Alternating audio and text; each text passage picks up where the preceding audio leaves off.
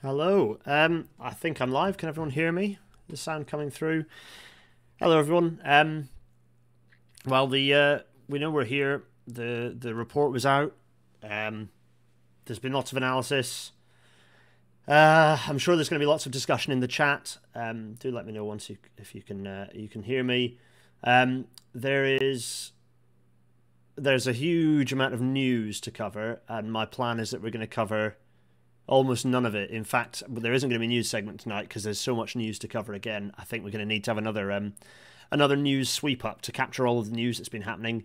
Hello everyone. Yes, good stuff. Yes, there's going to be lots of chat in there. If there's something, remember, if there's something you want me to see, actually, I will retweet.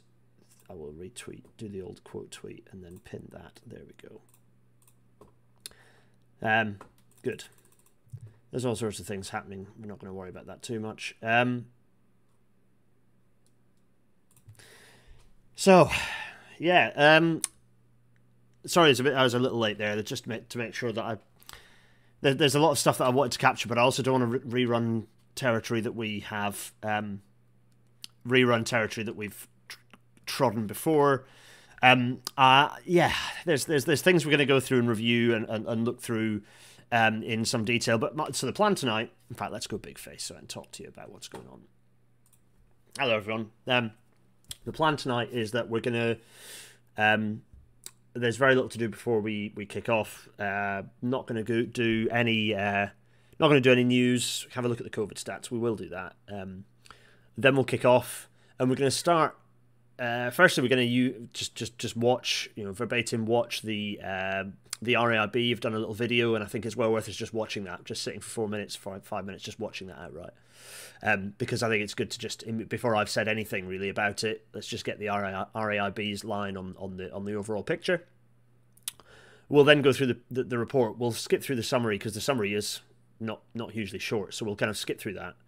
But we're going to work our way through from kind of the detailed section of the report from start to finish and look at every point in turn and see what we can pick up out of it. I've no doubt I'll be running. I've got water here, although I can't remember how. It tastes a bit weird. We're not going to worry about that. I can't remember how long ago it is that I filled that bottle up. Water is fine, right? So we're going to go through, and then we're going to pick up. We're going to pick up on the three, what I think are the three, and I'll come to them in a minute. We're going to pick up on what I think are the three main takeaways here. Three kind of key lessons that we need to take away and learn. And indeed, I'll tell you what those are just before we read through the report, so you've kind of got them in the back of your head, and then we'll have a little think about what we can kind of take away from those, focusing on those three things, but with a particular focus perhaps on the last, given that it was quite a key theme of the previous episode about this when the interim report came out. So that's the plan. Let's get started, shall we? Let's get rid of my face and let's continue. So, first of all, the COVID stats. Well, how are we doing? To be honest, not a huge amount to report. Steady progress. What we're doing down here, I've switched my cursor on so you can see my cursor because we're going to obviously be looking through the PDF. You can see things are just sort of steadily rising. There's been a bit of a bump and then a rise, and then some of the numbers have been corrected again. So things are sort of steadily going on. But it looks like there's sort of a bit of a wavy. It's kind of doing that at the moment, and I think a lot of that is. A reasonable amount of that looks to be as a result of the limited timetable. I was being interviewed on Radio Leeds earlier in the week about the fact that there are more cuts being announced to services across Yorkshire. It's just a very strange situation to be in where we're cutting rail services. But anyway, if we zoom in a bit, let's have a closer look. So you can see there's this sort of sine wave going on here. Don't forget this will increase. It always does. So we expect to see this increase. We reached a peak of about 75% usage there. I'm expecting to see us climbing towards that again when the latest data comes out. So obviously there's always a bit of a gap in the data. There's a very steady trend line in terms of road usage that you can see there. I've not done on a very straight line, but you can sort of see what's going on. You can see the trend quite clearly. Cycling's gone up a bit because there's nice weather. It'd be interesting to see exactly what it does just now because the weather's lovely, and to the point where I really need to get on my bicycle. It's gorgeous out there. It's marvellous. So yeah, we're going to see what else is going on. You see bus services jumped up after the measures were removed, which is quite interesting. Kind of coincided with, well, there was also a leap in rail usage. Yeah, interesting. So that's the COVID stats. As I say, we're not going to be looking at the news in any detail. Cycling definitely helped by the recent relatively nice weather, Deirdre. Yeah, definitely. We're not going to look at the news. What we are going to do is look at this. Oh, I shot my own fox by not putting my animations in. Wait a minute. I can do this. I can do this on the fly. You can all pretend you didn't see that, and it's all good. Where we are. Up here.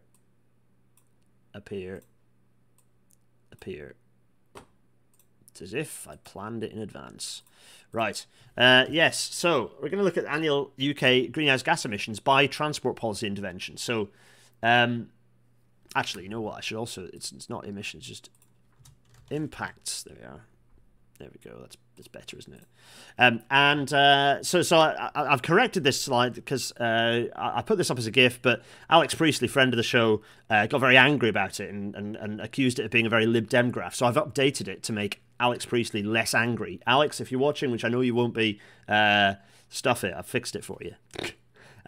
So some interventions. This is a graph that I use I created it as part of HS2 battles. I now use it when I talk and teach about sustainability.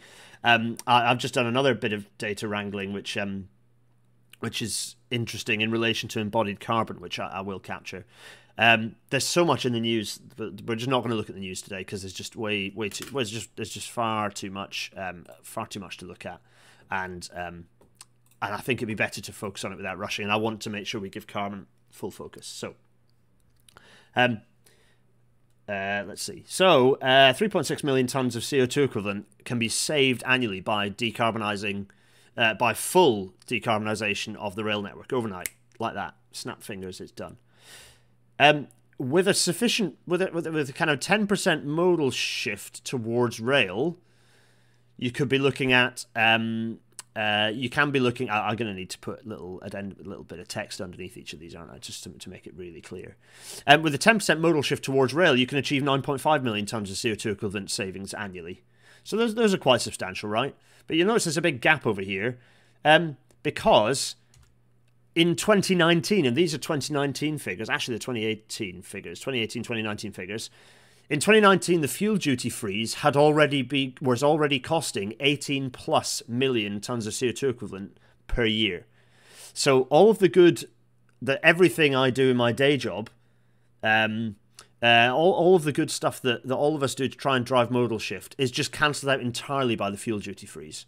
So this gives you an idea of how much transport policy is hopeless in this country for redirecting transport emissions. It's just absolutely appalling. Deirdre, embodied carbon sounds very interesting. Any good data sources? No, it's just very high level stuff that I've come up with. But it was it was a tweet that I was replying to about someone was going on about the fact that EVs are the solution, and I was pointing out that a conversion of so if you so HS2's embodied carbon is about it's around about 14 million tons CO2. If you go for the TDNS, so the TDNS, the Traction Decarbonisation Network Strategy proposals, that's around about pretty much exactly 9 million. Cars, so converting to EVs, is between 400 and 600 million tons of CO2 equivalent. So so those are the numbers, Deirdre. I do have sources, but they're fairly straightforward. So the HS2 figures come from HS2. So those come from HS2.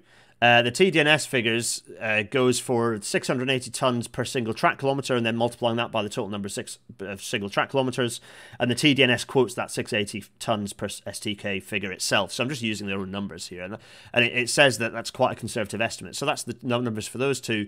Cars is just a multiplication of the 32.3 million ICE cars currently running on Britain's roads, on the UK's roads, and multiplying that by some average EV figures, or so it's between 10 and 20. So actually, it's 6. If you take 20 tons per vehicle, that's 646 million tons of CO2 equivalent. So that's a huge number. That's about 46 HS2s. So I was just using it as an order of magnitude indication for anyone who's going. I've had people going, oh, EVs are the solution. They're the thing. They're the way to solve the problem. It's like, nope, they involve an enormous, a frightening volume of CO2 emissions just to build those cars. So that's that. And that's the end of that. We're now moving into to talk about Carmont. I said I was going to be quick. I've already been talking for 11 minutes. I'm doing a bad job. So Carmont. Here's the offending pile of rubble. We're going to talk about Carmont. That's what tonight is all about. It's going to be somber, but we're talking about the Adam Evans. Did I use Volvo stats for the EV figure? No, actually, I've used between 10 and 20. So Volvo quote 20 for their sort of vehicle, and the Leaf is 10 tons. But so I'm assuming a kind of a halfway house between those two. Right. Anyway. Carmont. We're gonna. It's okay. It's gonna be somber because it's pretty it's still pretty raw. But we have to learn from this, and we need to talk about these. We have to talk about this stuff. We have to talk about the what we can learn, the mistakes that were made, and we'll go through and read everything. And it's going to be, yeah, it's not going to be a fun episode, but it should be an informative episode. So let's get on with it. Welcome to tonight's show.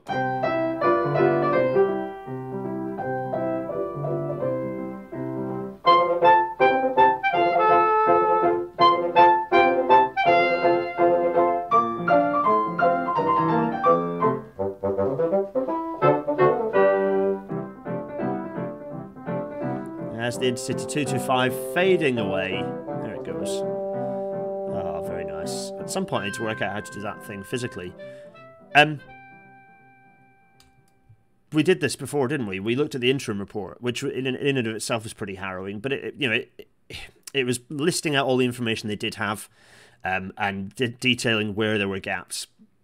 There were quite a few things that we picked up on. If you remember, in the immediate aftermath, I listed off things that I would be looking at. I did a thread kind of within the week after the accident, so even like a year before this episode, listing off things that I would look at. And I have to say that list has ended up very much mirroring what is now in the final report. But for anyone who's not watched it, then there is stuff in that episode, in the Carmont Derailment, looking at the interim report episode, that we're going to be looking at.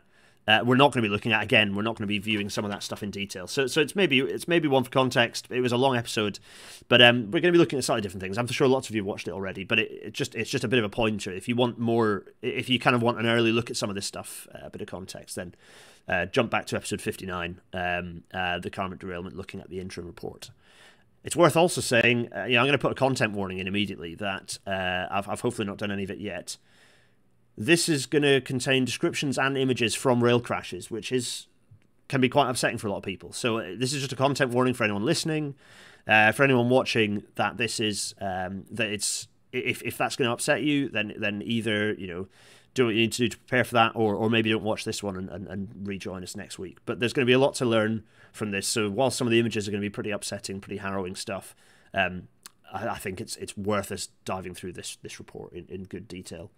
So that's precisely what we're going to do. Now, before the first thing is we're going to watch before I bring my little face up, we're going to watch the RAIB. The RAIB's kind of 4.5-minute little video. I think it's well worth us watching that. Hopefully the sound balance should be all right. But let's have a watch, and then we'll come out of that and we'll dive into the report. So here's their summary.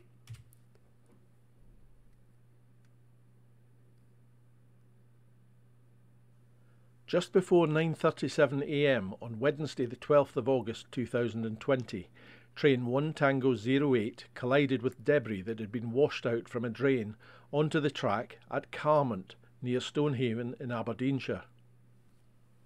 At the point it struck the debris, the train was travelling at 73 miles per hour. The train derailed and deviated to the left before striking a bridge parapet, which caused the vehicles to scatter. After destroying part of the parapet, the power car fell off the bridge and down onto a wooded embankment below. The following carriages travelled in different directions beyond the bridge. One ran down the steep embankment, 2 others overturned, and a third came to a rest with one end on top of another carriage. Tragically, 3 people died as a result of the accident: the conductor, the train driver, and a passenger. The remaining 6 people on the train were all injured. RAIB immediately sent a team of inspectors by air and road to Carmont to begin a detailed investigation. To establish the precise sequence of events, we analysed electronic data gathered from on-train data recorders, weather stations, CCTV, and voice communications. We also closely examined the track, the bridge, and the washout debris. Investigation work on the land above the railway included surveying, the measurement of groundwater, and testing of soil characteristics. We reviewed the design, construction, and maintenance of the drainage system. RAIB carefully examined the train to assess the damage caused in the derailment. The investigation also looked at the railway's management of extreme rainfall events and underlying management factors. There had been near continuous heavy rain in that area since before 6 o'clock that morning, and this continued for more than 3 hours. RAIB's investigation identified that material had washed out onto the track because heavy and sustained rainfall had washed gravel and other material out of and from around a steeply sloped section of drainage trench. This trench contained a perforated pipe that had been installed as part of a project to address a known problem with drainage and the stability of a cutting in that area. However, the drainage system and associated earthworks had not been correctly constructed, and so were not able to safely accommodate the water flows that morning. At about 7 o'clock on the day of the accident, train 1 Tango 08 had just passed Carmont signal box en route from Aberdeen towards Dundee, when it was instructed to stop because of a landslip and flooding that had been reported on the line ahead. It was decided that the train should return towards Aberdeen, and the accident occurred as it was returning north. By now it had stopped raining and the sun had emerged. No instruction had been given to the driver to slow down on his return journey despite the weather conditions earlier that morning and the known existence of floods and landslips elsewhere on the railway. There were also numerous other infrastructure failures in eastern and central Scotland on that morning.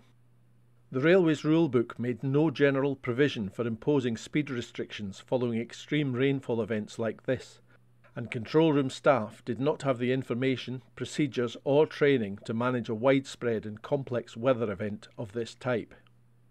RAIB has made 20 recommendations for the improvement of safety.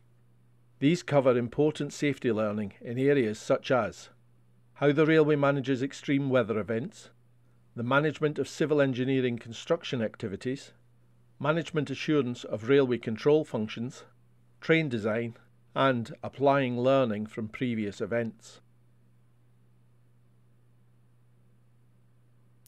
So there we go. I think that was useful to go through. Thanks to the team at RAIB who put that together, and absolutely the report is very thorough. It's a good report. So I think this is hopefully useful. And we're going to say there's three C's I think summarize best what we need to pay attention to in the report and what we're going to learn from it. So these are the 3 C's to look out for, and I'll explain each of these in turn. Particularly the first, because I realise the first is a bit jargony. But the first is Cdm Regulations. That's Construction Design Management Regulations. Those are the legal framework within which construction activities happen within the UK. Have you noticed I've gone more Scottish after I heard the guy speaking in the video? It's just a natural code shift thing. I've totally switched me. Anyway, crisis management is the second item we're going to look at. That's the 3 C's. And the third is crashworthiness, as you'd rightly expect. Given kind of what we went through in the last episode and what I've been talking about since following the report's publication. Those are the 3 C's, and we're gonna get into it. Here is the RAIB report, and we're gonna go through right now. Here it is. Any questions while we're there? Let's get my wee face up in the corner. hello, I'm here. I'm here to see you all. Yeah, the weather was horrendous. Matt Reed's asking if anything's been covered up. No, I don't think there's any evidence to that at all. No, not at all. We'll come through some of this stuff. It ties this incident ties together a lot of themes that we've gone through in RailNatter before. Let's get on with it. So we've got for anyone who's not peeled through one of the modern RAIB reports, there's kind of fairly standard format. So there's the front cover. There's the very, very vigorously 2000s RAIB logo. There's the version control. Lovely. You can be reassured that it's the initial issue that we've got. So there's no particular fiddling has gone on. There's the preface, which we're going to skip through. There's the synopsis, which we're going to whiz through all the S's. So we don't need to see that because we're going to go through this whole thing in detail. Here's the report. And so in terms of the structure of the report, we're going to have a look. So it's first of all, we'll have an introduction that we will go through and read. There's the accident itself, all the information that we've got there, the sequence of events. So there's the events running up to the accident, the events during the accident, the events following the accident, and then the analysis. So there's the identification of the immediate cause, then looking at the causal factors, and then there's the consideration of kind of other issues as well. Kind of within lots of things to consider within that. The identification of any underlying factors. So immediate cause, causal factors, underlying factors. There's a lot in there. Examination of the consequences of the incident. So there's a lot to look through there. And then any other kind of there's other bits. Anything else that we can look through. A summary of the conclusions. So kind of. Going through and just we'll kind of be able to revisit that, kind of remind ourselves what's been picked up in there already. Anything that's already happening that's relevant to the report. So things that have happened since the interim, or indeed since the interim report, or since the initial incident. Sorry. So we'll be able to have a look at some of that, so we can report on what's been going on, and then the recommendations. We'll go through each of the recommendations in turn, and then if necessary, we can kind of pick up some of these. Appendices, have a look at some of the information there. But I think everything that's relevant will be within the body of the report. People are asking, so a few questions coming through already. Firstly, David Shepherd is asking, how does the size of the report compare to previous ones? It's about what you'd expect for an incident of this scale.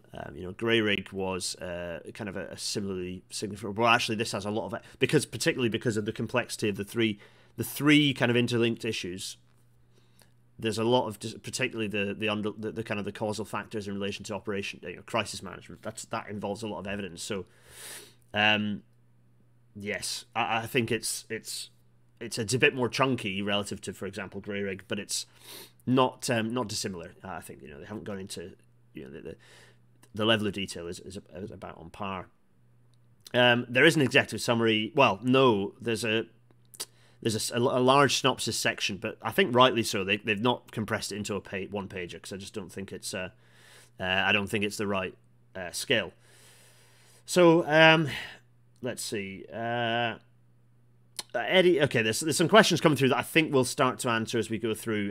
Gregor McCabery is pointing out, no matter how many times we see the mangled wreckage, it still hits home. It was an absolutely horrific incident. It really was.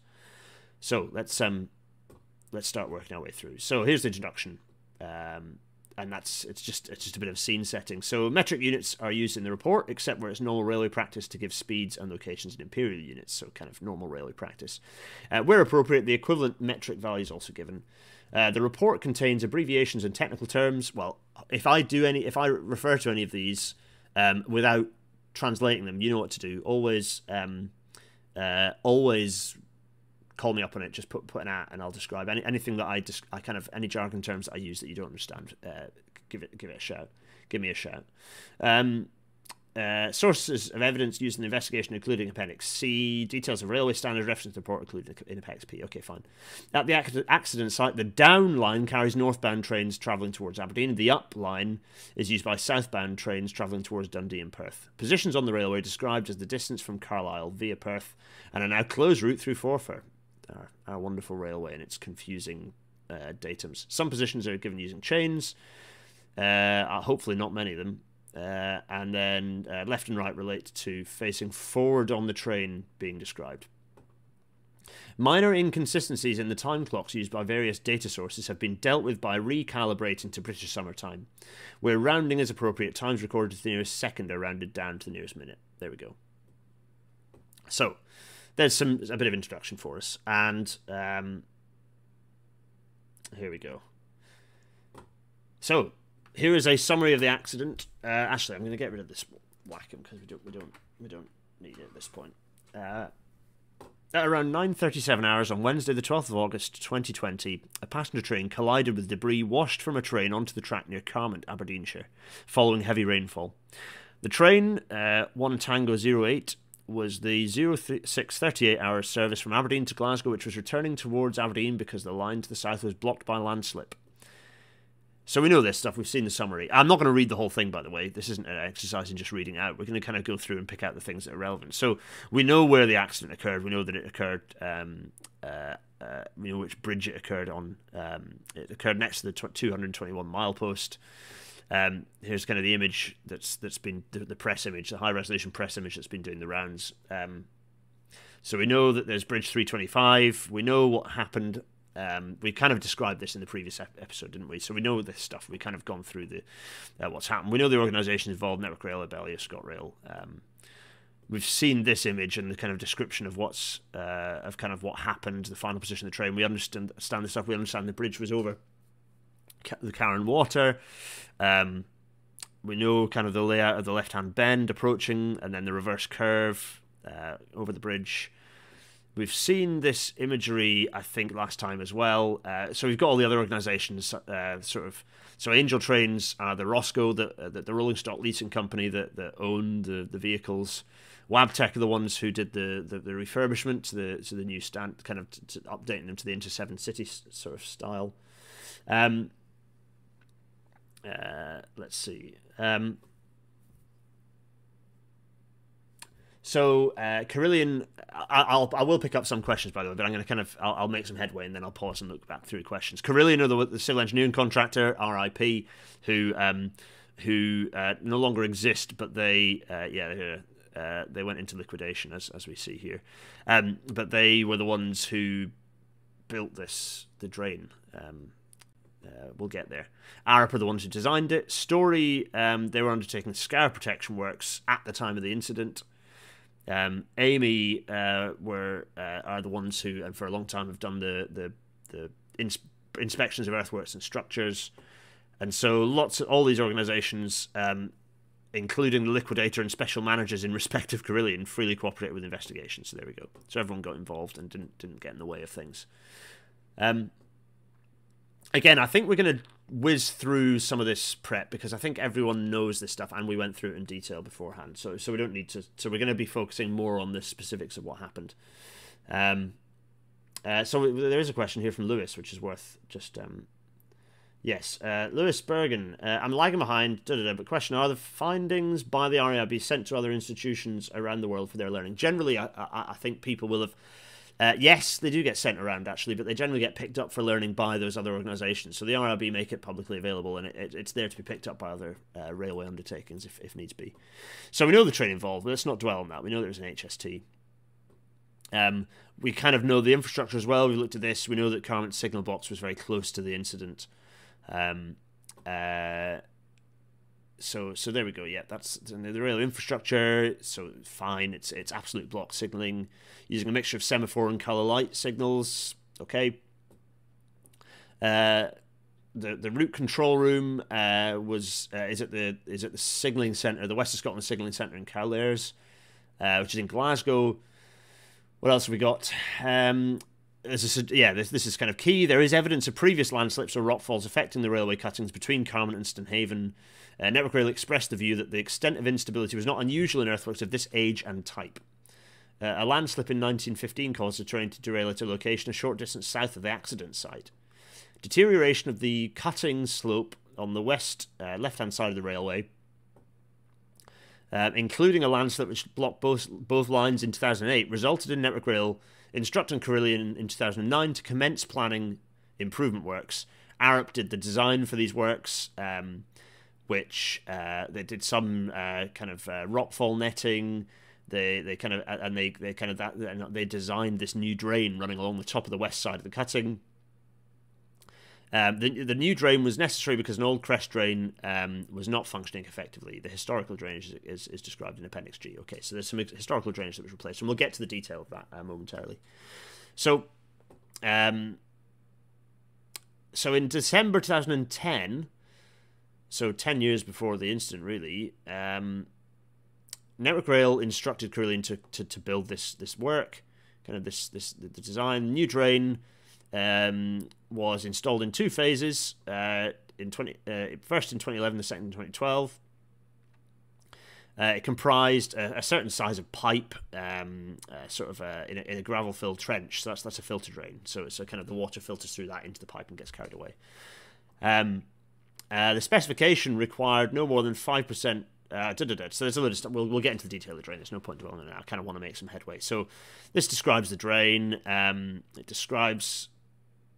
Yeah. So here we are. The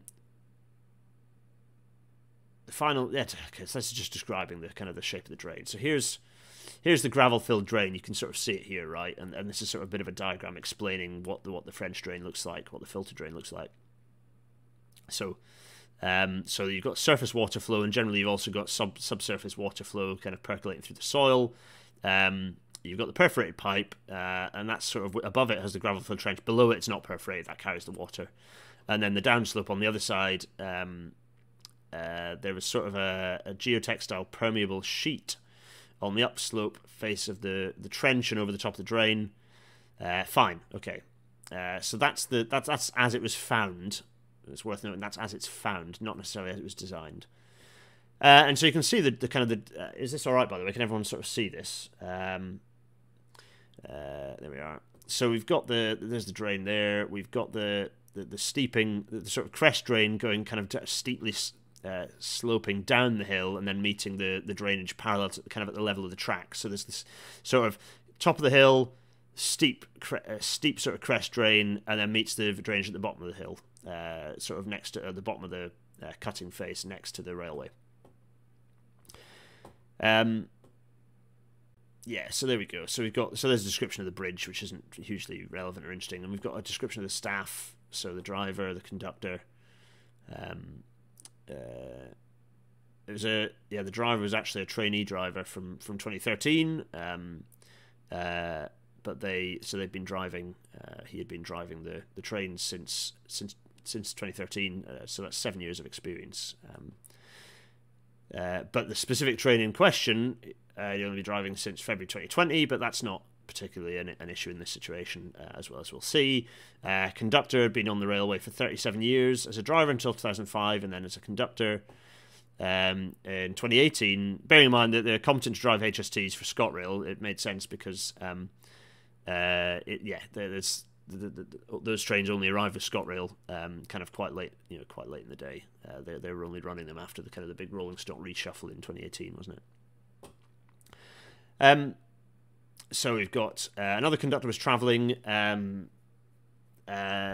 Dundee as a passenger on the train. Because the train that she was supposed to be conductor on had been cancelled, so she was travelling on the train. The signaller at Carmont had been working on the railways for 19 years. Route control manager had been working in the railway industry since 1990, and the current role since 2016. So you see, there's lots of experienced people here, really, lots of experienced people. There's lots more we can sort of look at. So there's interesting. We do go into the Network Rail staff project managing the Carmont project. The route asset manager, who's very experienced, working since 2002. So yeah, lots of experience here. Construction manager, so 15 years of experience with the PM, 25 years of experience with the construction manager. And then there's all the Carillion staff who are here as well. And then the ARP staff. So there's a geotechnical engineer, 10 years experience in that role, a drainage engineer, 5 years experience, and then the design manager, chartered civil engineer, degree in applied geology. So it's worth noting that, chartered engineers, masters, people with experience, sort of very familiar to myself.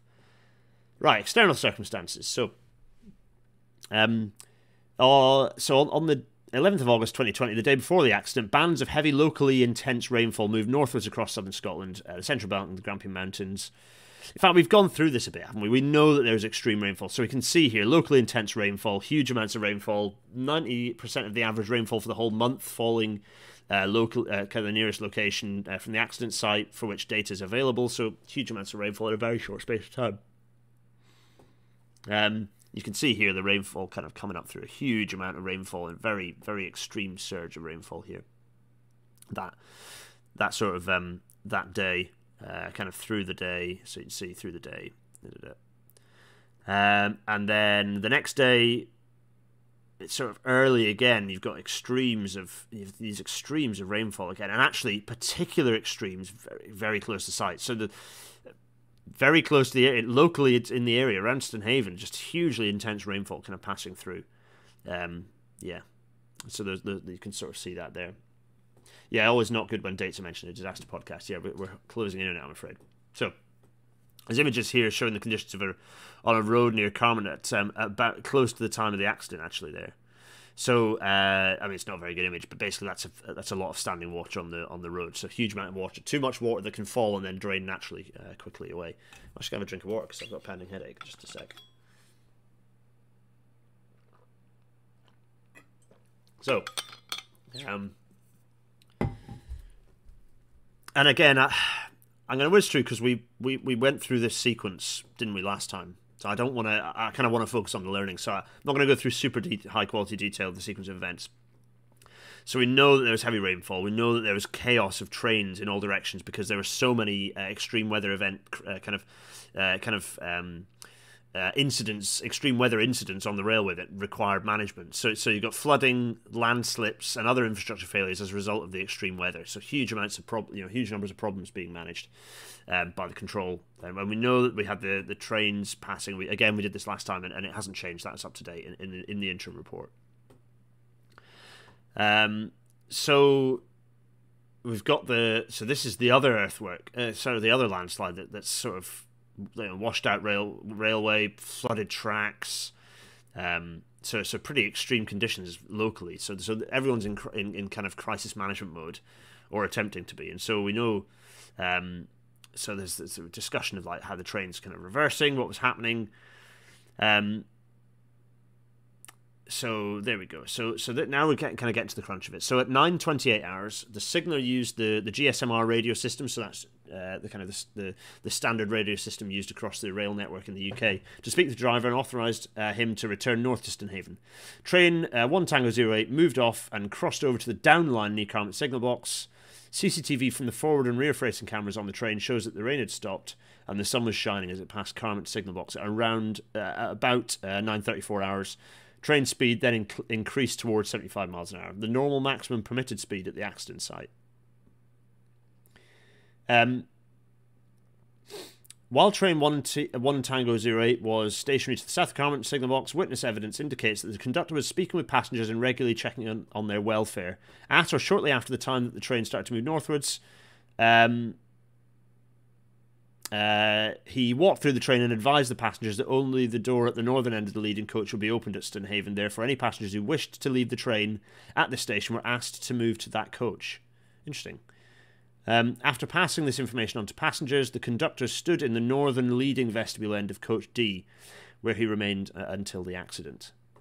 So events during the accident. So in the area of Bridge 325, north of Carmont signal box, heavy rain between 10 to 6 and 9 o'clock on the day of the accident washed gravel from the drain, the kind of the problem drain, together with stone and soil eroded from the ground on either side of the drain onto the track. Most of the gravel was washed out from the drain trench for a distance of approximately 9 metres, immediately upslope.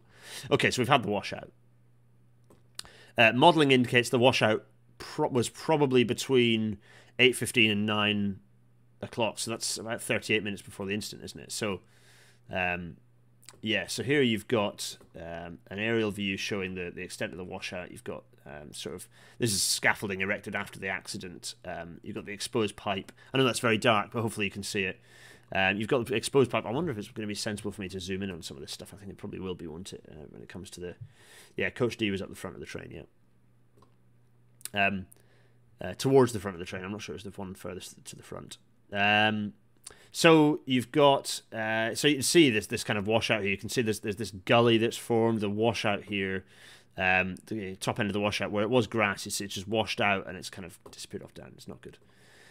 And here you can see imagery of the washouts. You can see the damage caused there, and then the amount of material, a huge amount of material, quite a dense mixture of material as well, washed down onto the rails. So yeah, a lot of material in the way of the train. So data from the on-train data recorder fitted to the trailing power car, so that's the one at the back, shows the train travelling about 73 miles an hour, which was less than a maximum predicted speed of 75 as it approached the washout debris. The left-hand curve on the approach would have obstructed the driver's view of the debris until the train was less than 120 metres from it. The train covered this distance in about 3.5 seconds. Although the data recorder picks up an application of the emergency brake around 1 second before the train struck the debris, there was insufficient time for this to have had any significant effect on the train's speed. However, the action of applying the emergency brake would have removed traction power from both power cars. When the leading power car struck the debris, it derailed to the left. Its leading end progressively deviated towards the cess, so that's off down the side. Not the cess is the thing at either side of the tracks, the 6 foot's in the middle. And it continued running derailed for about 60 metres until it struck the south end of Bridge 325's downside parapet. After destroying part of the parapet, the power car fell off the bridge and down onto a wooded embankment below. The driver's cab became detached on impact with the ground, and the power car caught fire. Actually, I don't think I will go through and describe this in detail because you saw it in the animation. I think me describing it is perhaps not as useful as the description that we, kind of the animation that we saw. I'm going to show you the animation again later on. So yeah, Coach D is the one that was. I mean, it's hard to tell from I think Coach D was the second coach. It wasn't the first coach. It was the second coach. The first coach went down the. No, forgive me. Sorry, that's not right. The Coach D is the first coach there. It literally says it in the diagram. Coach D was the first coach. That's the one that got absolutely obliterated. Coach C jackknifed and upside down. Coach B, the third coach, went down the embankment, and Coach A, the fourth coach, is the one that landed on top of the final one. So that's kind of there. I think the description's already been kind of done quite well in the animation.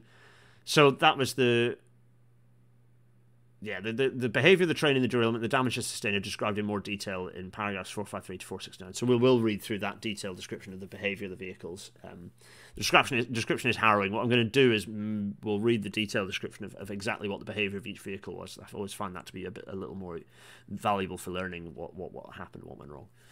The contractor staff working on the scar protection project at the bridge had a small team on site to protect plant and equipment from rising water levels. 2 people were standing by the river when they heard, quotes, a loud rumbling noise from above and ran as the derailed vehicles fell down the embankment. The contractor's supervisor made a 999 call to report the accident at 09:37 hours. At 09:43 hours after the 999 call had ended, Police Scotland advised Network Rail route control of a report of a train off the track and on fire between Carmont and Stonehaven. This was passed to the signaller at Stonehaven, who called the Carmont signaller, and 5 minutes later the signallers acted to stop any further train movements.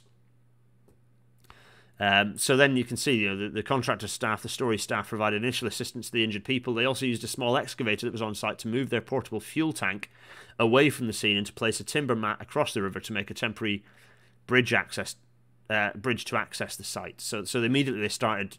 Those contractors started doing the things they could within their power to sort of make recovery safer and easier. The excavator was later used to put water on the passenger coach fire using its bucket, which was successful until the fire spread beyond the reach of the excavator. Local residents also responded and provided assistance to injured people and the emergency services. So Network Rail staff made their way to the incident from the signal box. They were unable to communicate with route control because of the poor phone signal. They were joining people helping out. The conductor had been travelling as a passenger on the train, phoned Carmont signal box from a line-side telephone, having walked southwards along the line from the site of the accident. So she'd walked south to make contact as quickly as she could. The accident occurred at a location surrounded by agricultural land and woodland. So it's a huge distance from the nearest main road. It's a kilometre from the nearest public road. without a nearby distinctive feature recognisable outside the railway industry. So this resulted in some uncertainty among the emergency services about the exact location of the accident and the means of reaching it from public roads.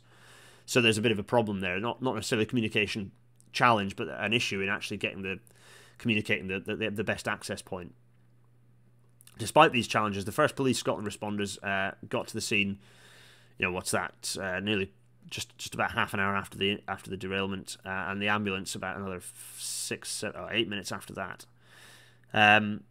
The fire and rescue kit was too large to get close to the accident, and it started to arrive on the nearby road at about 10:20. Despite so despite these access problems, the fire service extinguished the fire. So the firefighters got down with a handheld kit and put the fires out themselves.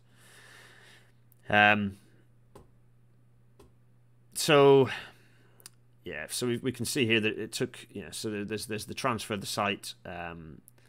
It was 7th of September before the first of the vehicles was removed from site, 7th of September, and then it was the 15th of September where the last vehicle was lifted from the railway, and the line was handed back to Network Rail on 19th of September, and they'd begun repairs already, so it took until the 3rd of November until the line was reopened for traffic.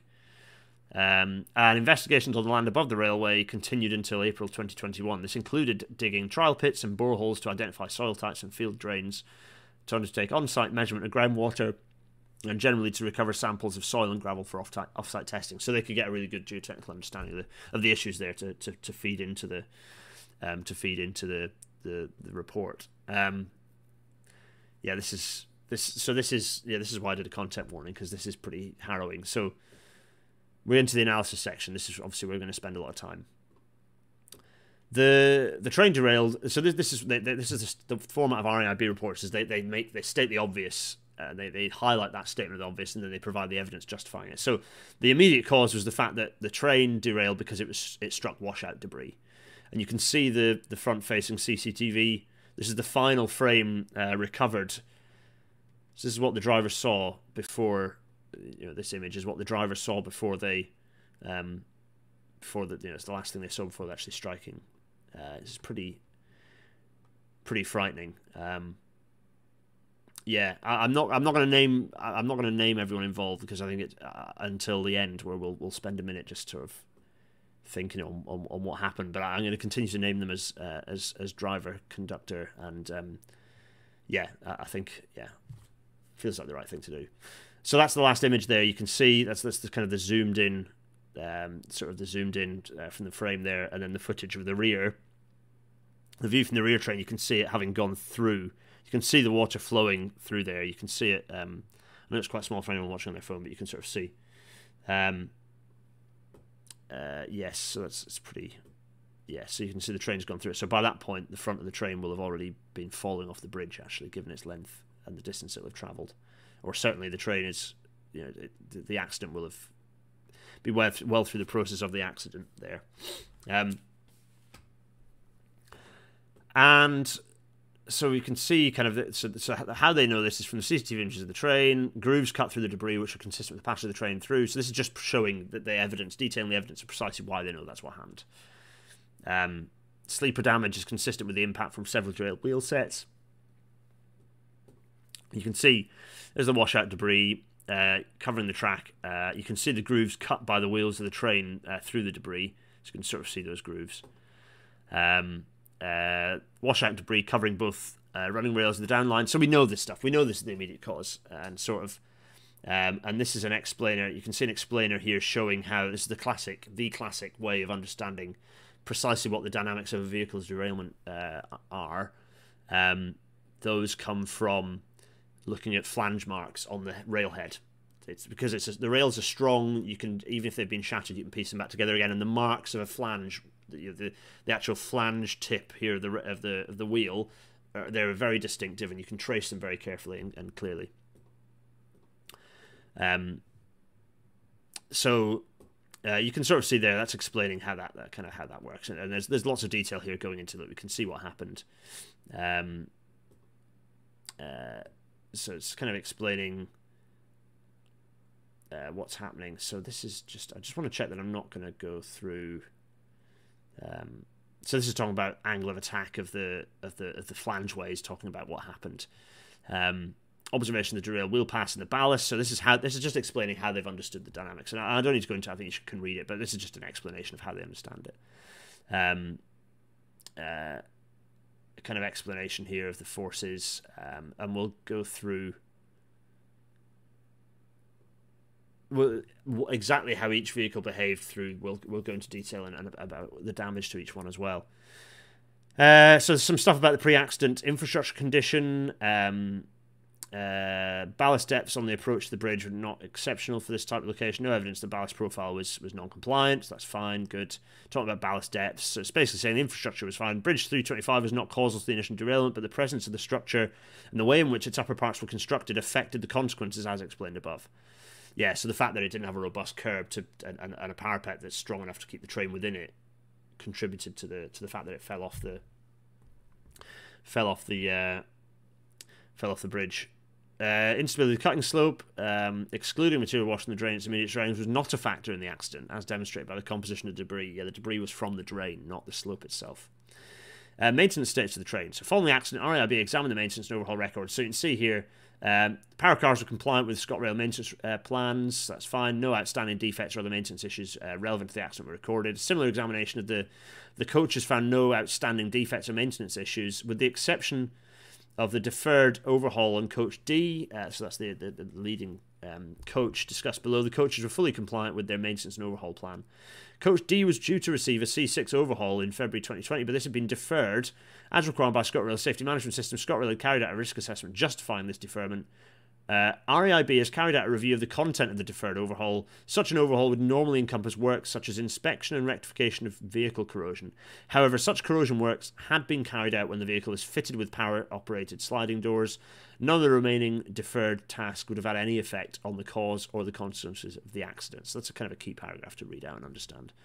So, identification of the causal factors. So this is where we go into understanding, okay, these are some of the issues. The fact there was a washed-out drain is one issue. So the fact that the drain washed out. So specifically, if the drainage system had been installed in accordance with the design, it's highly likely to have safely accommodated the flow of surface water.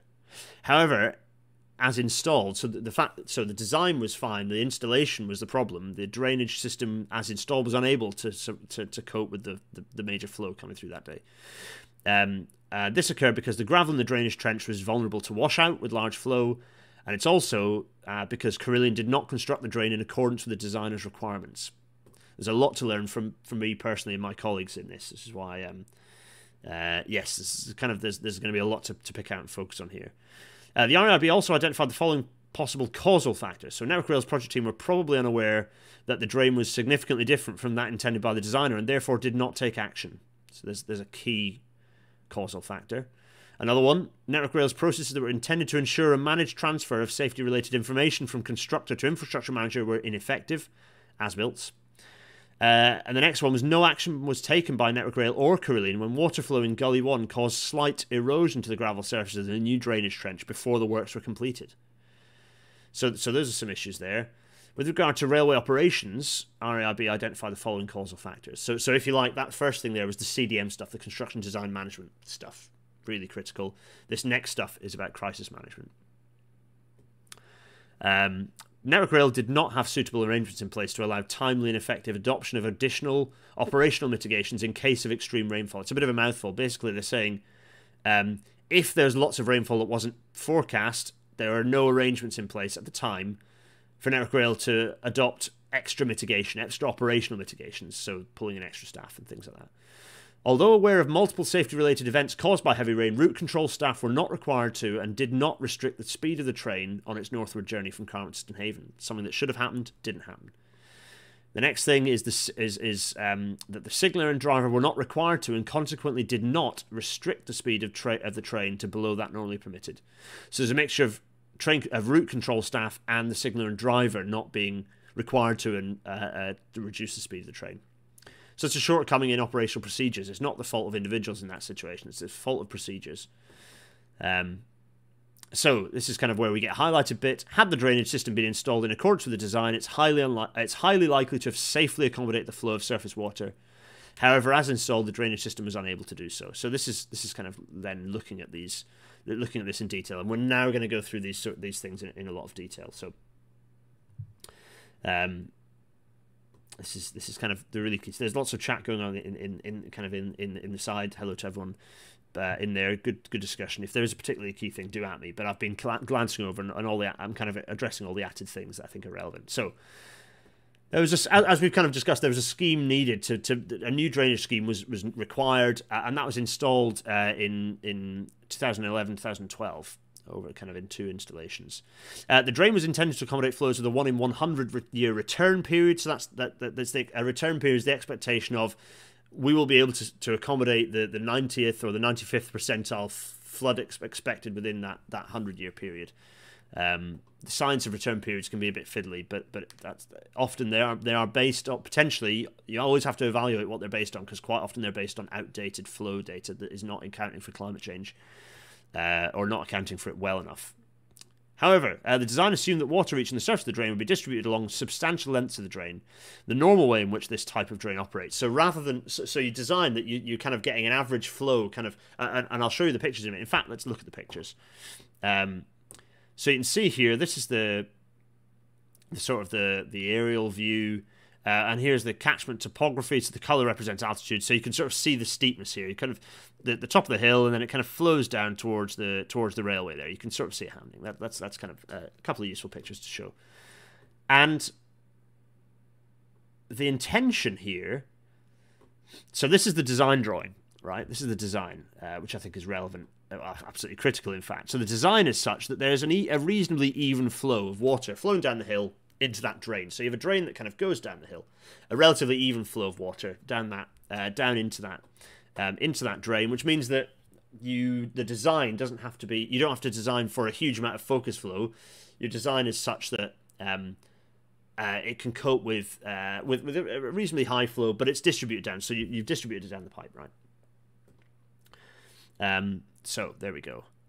And we've got so it's kind of some there. So it's just saying it's an annotated version. So you see there's a kind of an inlet chamber. You've got these CPs are catch pits. So that's catch pits are what we use to either change the direction of drainage or to, well, both to change the direction of drainage, and to use it as a clean. So the catch pit, you've got 2 pipes, and the catch pit has a lower bit, and so the water flow goes into the catch pit, slows down, lifts up, and then flows through the pipe following.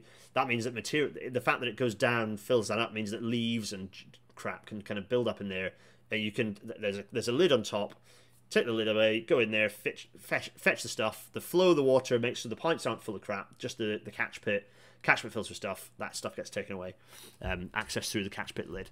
Those are catch pits, and they take all different shapes and sizes. You'll see them as rectangles with a blue lid, or with a lid.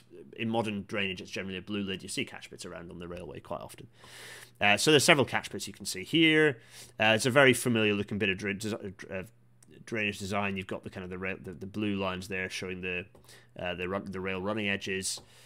You've got this catch pit here, so you'd say that this is pointing out already that the catch pit 17 here wasn't actually built, so there's some sort of omissions already there from the annotation. This annotation here is from the RAIB. And you can sort of see the kind of a long section of the drain. This is exaggerated in kind of vertically, but you can sort of see the drainage here. You've got the drain following the top of the hill and then coming down the crest, kind of following the peak of the crest, and then down to the railway level, and there you can sort of see it. So fairly straightforward, standard sort of drainage stuff you see on off-track drainage. Tom says as long as someone remembers to empty it. Remembers to, or more likely is funded to, and has a team to do so. Here are some drain catchment areas. So they're talking about these are the calculation, the precise post, kind of the post-disaster analysis of the catchment areas. So these catchment areas are the amount of water that would be expected to flow into the lengths of pipe between catch pits. So you can see the catch pits here and the flows associated with them. The kind of the kind of the flows associated. There we go. So there's the kind of the flows there.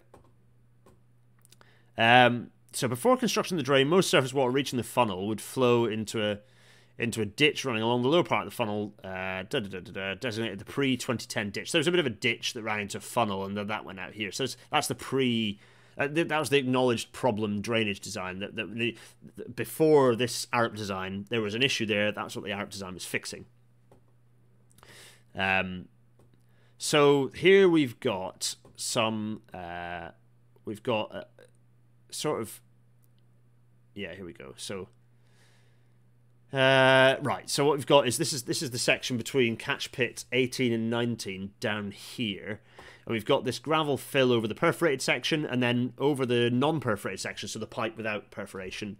It's probably just a corrugated plastic kind of GRP pipe is what you'd expect.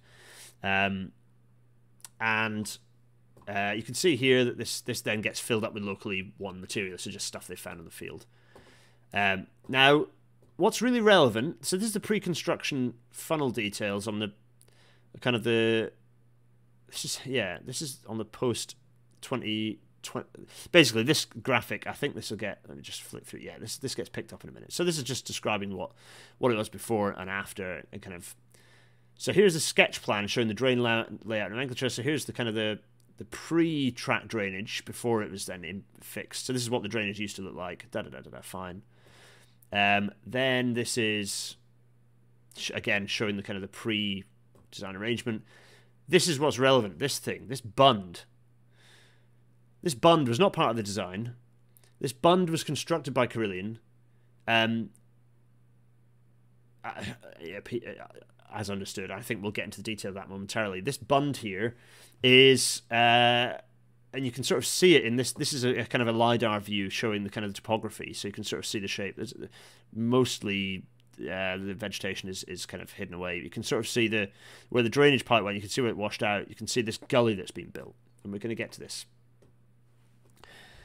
So I'm going to read this out, kind of essentially verbatim. A post-accident... Actually, let's just check what the previous text was. Before construction, fine. So I want to understand the kind of the detail here. So apologies as well. Just be aware, I'm going to be flicking between pages fairly quickly. So, yeah. What's a burn? It's a Scottish for a stream. Oh, everyone's just said that already, David. Yeah, sorry. A burn is Scottish for stream. A wee stream.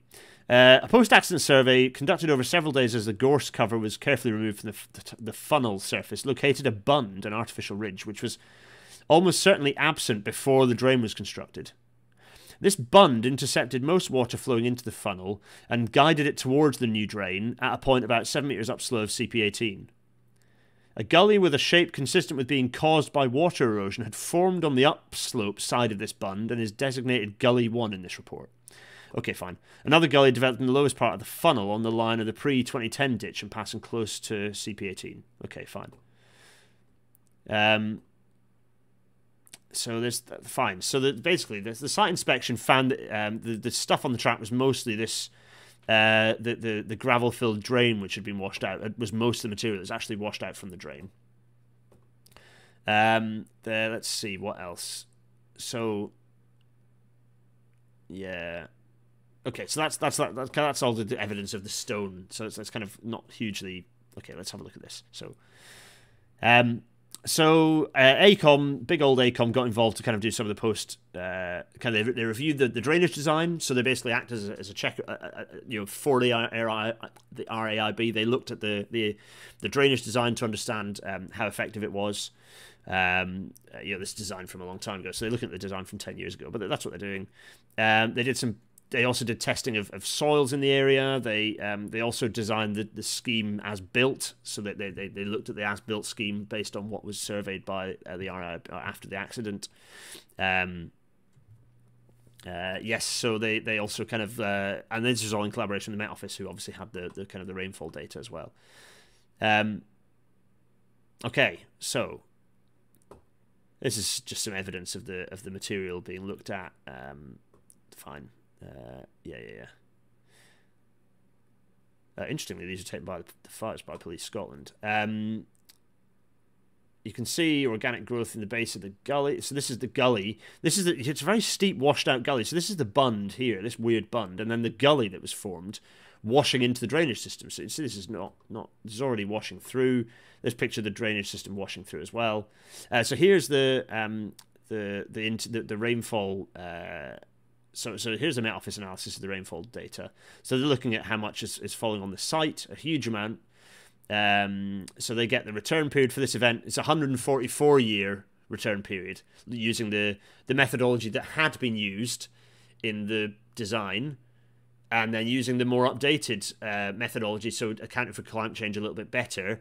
It's a 100-year return period. So actually the rainfall was right on the limit of the design, but it was right on the limit of the design. And you know, we design with a bit of tolerance as well. So it's the duration of that rainfall that makes this event particularly unusual. The return periods for the most intense 15 minutes of rainfall during the storm are 23 years and 8 years respectively for the 1999 and 2013 methodologies. Interestingly, this is interesting. This was within a wide area of exceptionally heavy rainfall. Okay, so there's just a description of the rainfall there, and it's describing kind of the volumes of the rainfall and the return period. So over the 3-hour duration, you've got this 144-year return period. But the issue is that this is, okay, let's keep going, because I think that'll be made more clear as we kind of keep going through. Matt, we'll get through to the Carillion work sign-off when we get there. So, AECOM analysis demonstrate that the drain pipework was of adequate size to carry the surface runoff associated with the rainfall. However, satisfactory drain performance also depended on the runoff percolating through the gravel and into the pipework, or reaching the pipework through a connection from another drainage system. Site observations indicated that this had not happened, so AECOM undertook an overland flow analysis to establish the amount and locations at which surface water... So they're just doing this analysis, and they're saying that the surface runoff flows were... There we are. So it's talking about the effect of the bund concentrating flow into the gully, and sort of they're saying that the overland flows, so they're saying it peaked.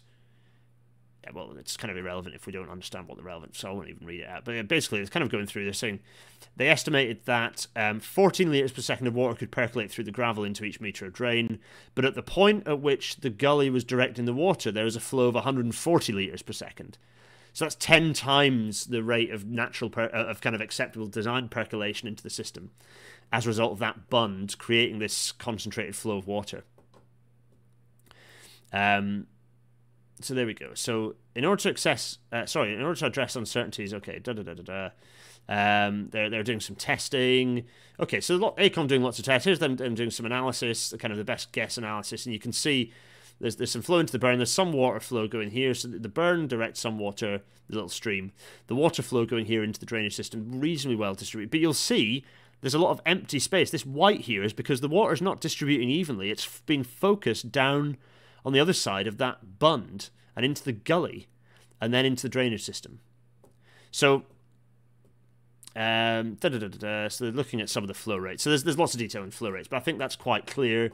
Looking at velocities, and actually you can see that that gully is really accelerating kind of the velocities of the water as well here. So there's kind of some analysis of that. So we're not going into super detail because we've only got limited time. Not sure what return period means in this context. So the return period is the time within which you would expect a certain volume peak of flow. So if I go, right, I'm going to design my system to cope with the 100-year return period. So what is the maximum flow I can expect to ever happen within a reasonable likelihood within that 100 years? If you were designing to a 20-year return period, you'd be looking at a lower number. You'd be looking at designing a less robust system. If you're looking at a 200-year return period, you're looking at a more robust system. Does that make sense, David? Have I explained that reasonably well? Matt Reed, that's a difficult... You've asked, when designing drainage on the railway and taking into account rainfall, how much extra rainfall do you take into account? Well, a lot. So, as I described, we look at a return period. So we look at a likely realistic... so we look at, say, the 90th, 95th or 99th, perhaps, percentile of rainfall within a certain return period of 100 years, 120 years perhaps. And we then use that to size our pipes and design the robustness. We look at flow rates as well to design the robustness of the material holding the pipe.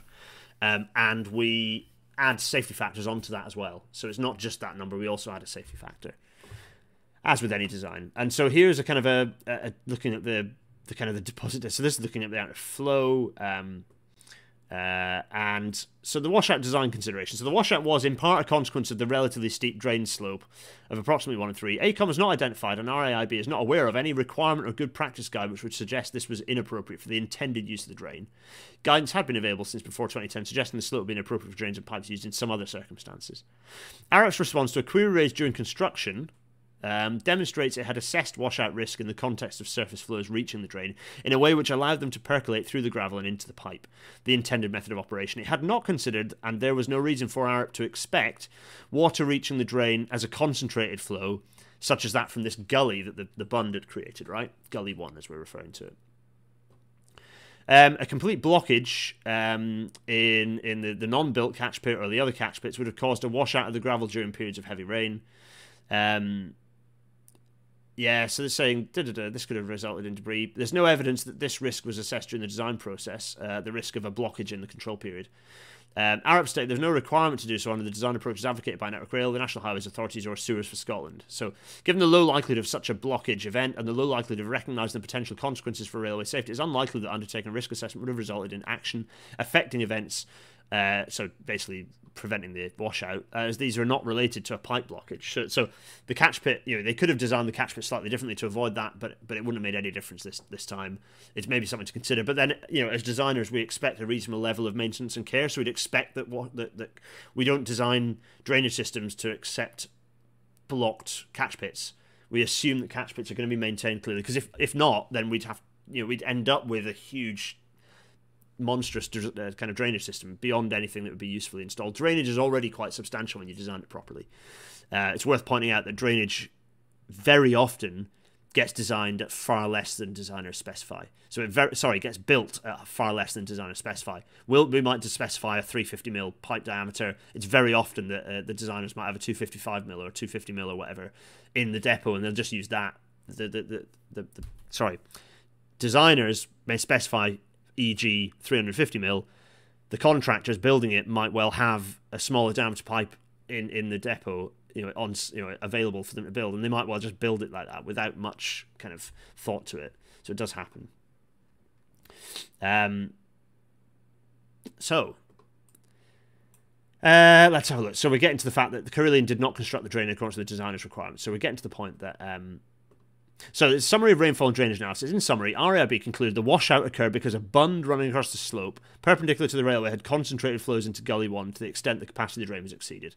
So that's the fundamental issue here. But let's get into the meat of the issue. Construction activities. Carillion did not construct the drain. Yeah, okay. So Carillion commenced construction in January 2011. Installation of the rockfall netting on both sides of the cutting activity was completed in June 2011.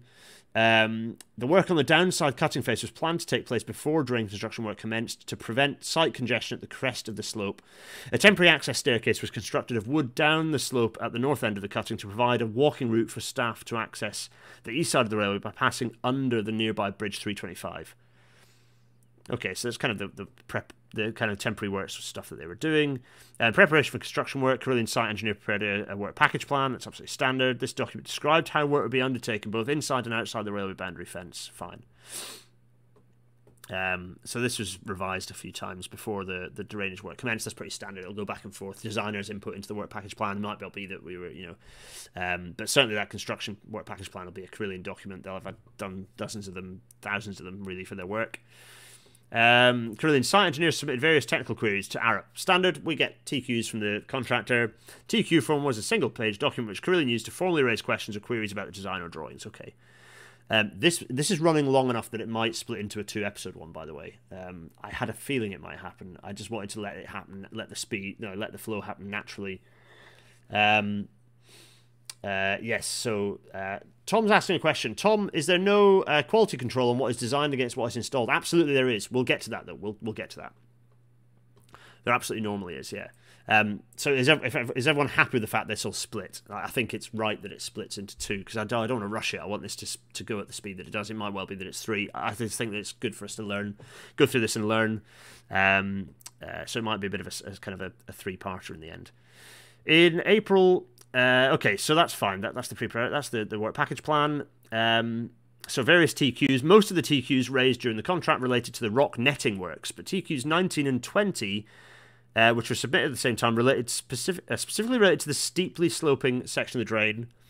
For drainage issues, ARAP's geotechnical engineer, who acted as lead designer, forwarded the TQs to the ARAP drainage designer. This is a standard thing, and it looks like, rightly, the contractor queries a thing that that doesn't seem quite right. Okay, so that doesn't seem quite right. We're going to query that. TQ19 sought approval to omit one of the catch pits, which was shown on drawings partway down the steep slope, on the basis that it would be particularly difficult to install on the slope. RAIB accepted this proposal on the 2nd of May 2011, noting that omission of the catch would require a deeper excavation for the pipe. Okay, fair enough. But given the steepness, I dare say the flow rates would be sufficient that a catch pit's perhaps not necessary, but they might have slightly adjusted the gradient. On April 2011, 18th of April 2011, drainage materials, including pipes and catch pits, were delivered to the site in preparation for the work to commence. The following day, Carillion site engineer submitted TQ20 to RAIB. It stated, "Can we make the drainage section which runs down the north slope of the downside a carrier pipe rather than a filter drain?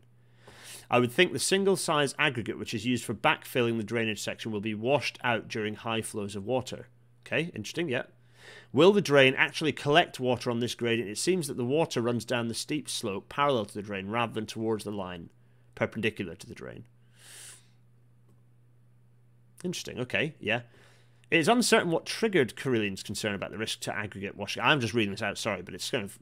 RAIB's drainage designer was unable to respond to the TQ, but the lead designer provided a provisional response. This was superseded by a final response from the drainage designer, which was issued on the 2nd of May 2011, and stated, "Retain filter drain between CP60 and CP18. Internal RAIB emails show that the drainage designer did not expect high flows of water on the drain's surface, as all water would filtrate to the pipe in the trench.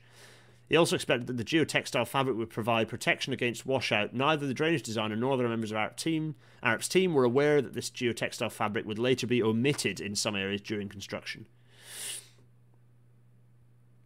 Yeah, so the idea, so basically you have a geotextile is like a bit of it's a fabric that is impermeable or permeable based or sort of based on what you're needing it to do. But it's basically a geotextile is something that you use in the construction of earthworks. We use them under the track, for example, when we're building the railway.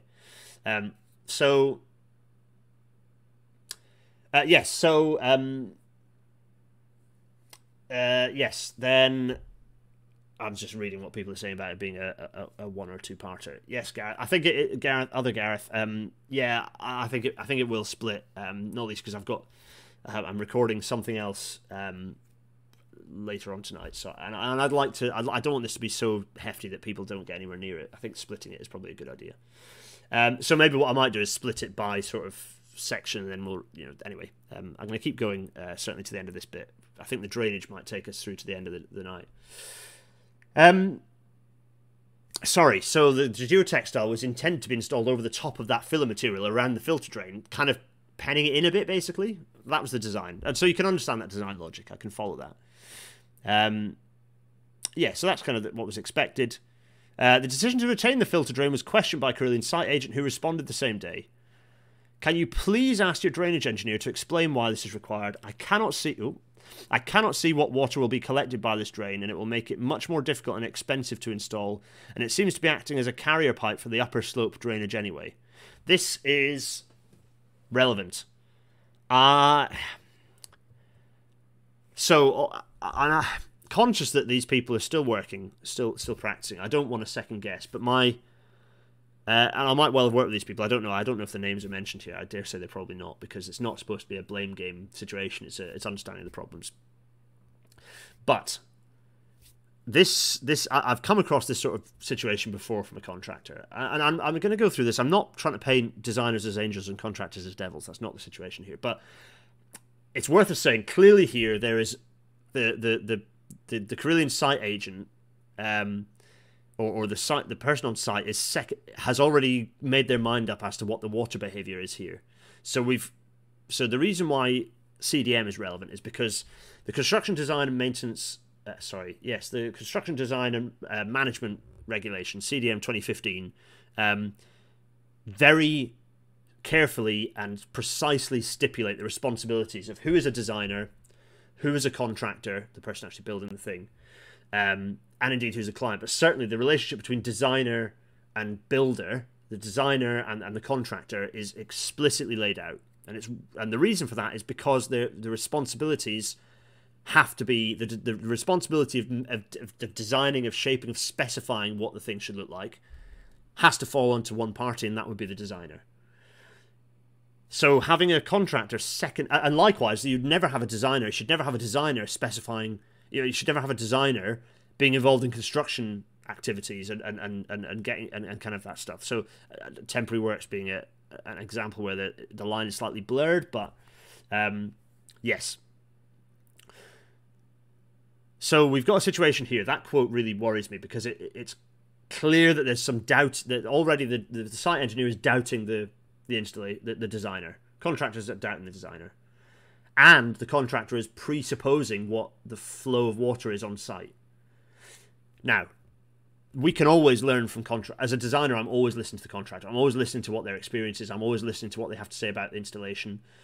And indeed what their experience and their perceived experience is of the situation. So always listening. But in a situation like that, what I would be doing is going, right, okay, that's the contractors said that. They must be basing that on some evidence. So I'd ask for evidence. I'd ask, do you have some videos or some photos of what you've seen in terms of water flow in similar situations or at this site when you're doing your preparation works? Because it probably rained when they were there. So that's possibly what the contractor was maybe thinking. But also I'd then be looking at my own design and I'd be interrogating to make sure I'm absolutely confident in what the behaviour is. I don't do detailed drainage design. I do some track drainage design, but I don't do detailed drainage design. It's an art form. But rather it requires specific skills and knowledge. But if it was a similar track related thing, I'd be going, right, okay, the behaviour is expected. I suppose a similar situation would be if there was rough ride or some particular behaviour in the existing site that the contractor had identified and it was in contrast to what my design had specified and they thought that behaviour they'd identified on site contradicted my design, I'd be going, right, do you have evidence of what you can see? Okay, keen to kind of incorporate that if you've got evidence that you have what you've seen. Maybe I'll go out and have a look myself. Secondly, I'd be then going back to my design and go, right, okay, given what they've said, am I absolutely sure and confident what I've done or what my designers have done that I'm responsible for works and is absolutely right. So that's worrying to see that response. So the ARP team then reviewed their decision and they identified a discrepancy between the contour information on the drawings being used for construction and the appearance of the site based on a photograph.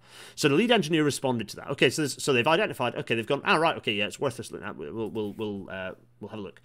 We've looked at this again as requested. We need to ensure minimal water reaches the cutting face from the slope above. By adopting the carrier pipe, we'll be relying on the topography to divert away the water to the north of CP6 of that catch pit. Our long section is based on a survey carried out by yourselves last year, and it's not accurate in this area. To resolve these issues, we suggest you carry out a simple level survey of the points shown on the attached figure. So there's a figure one that they included. Although any subsequent actions concerning the above-mentioned survey remain unclear, RAIB found no evidence to confirm that it was ever conducted. Carillion proposed an alternative arrangement for the slope involving the reinstatement of CP of that catch pit they weren't going to build, and a combination of carrier and filter drains. This proposal was reviewed by ARP and accepted, but not raised or recorded by Carillion through the TQ process and was not constructed for reasons explained in a couple of paragraphs. Okay. Yeah, you're right. Sorry, John. So John's pointing out that the previous iteration of CDM 2007, the version I'm actually most familiar with because it's the one that I've studied back and forth, 2015. Well, that's not true. I've had to live and breathe CDM 2015 since then. But I remember sort of CDM 2007 is the one that I looked at when I was doing my degree. It was the one that was sort of that I looked at as a student. And it would have applied, not the designer, but the coordinator appointed by the client. Yeah, that's true. There's slightly subtle differences between the CDM coordinator rather than the principal designer. Yeah. Thanks, John. So, drain installation. So, in early May 2011, the lowest part of the drain was installed. This included the outlet, the pipe between the outlet and a catch pit kind of further back, and then the pipe work from that catch pit to approximately the railway boundary. So, kind of lower end stuff. Lower part. The pipework passed through the as-designed position. The catch pit was not constructed. This section was located close to the railway. Fine. Both excavation and installation work were undertaken during overnight railway possession. So it's kind of between trains at night, probably like midnight to 4 a.m. type situation. The remainder of the drain was to be constructed on the landowner's side of the boundary fence, and it became necessary to pause drain construction until the necessary legal arrangements were in place. Whoops, standard. The legal arrangements for construction and maintenance of the drain on a strip of land alongside the boundary fence were set out in a servitude, a legal document. Okay, fine. Network Rail informed Carillion the necessary legal arrangements were in place, so that happened quite a bit later. Standard Network Rail, mild project management chaos plus overstretched project management. You know, there'll have been SPMs way overstretched. Anyway, sort of the standard thing. Carillion updated its work package plan document for the completion of the drainage works. It was expected to take 5 weeks, and a largely new site team was appointed as the original team had dispersed after work on the project was paused. The only member of the original team to return was the site foreman. Okay. By October, Carillion's new site engineer had contacted ARP to ask for copies of TQs, which he wrongly understood had not been responded to. It's not clear why these documents were not available to him from the Carillion records. I'll tell you why it's clear. It's because Carillion's records were... Record keeping in Carillion was absolutely appalling. Their document management system didn't have one. It didn't exist. It was hopeless. So that's why. The following day, ARP responded providing copies of the TQs and the unfulfilled request for additional survey data, by which I mean the reason those TQs weren't available to the new person is because they were in the only place they would have been was in the emails of the previous person. Absolutely, I promise you that will be in the situation. Hopeless.